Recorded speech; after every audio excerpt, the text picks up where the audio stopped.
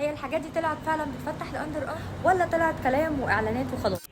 اول حاجه جربتها وهو ستارفل ده، اللي هو بدون اي سنت خالص، ملوش اي ريحه، من الحاجات الكويسه جدا اللي هي انتي بكتيريال حلوه قوي، ما بيسببش اي ريحه عرق. بس الناس اللي عندها فرط تعرق بتشتكي شويه من ستارفل لانه ما بيقعدش معاها فتره طويله، ما بيعملش حمايه لمده فتره طويله.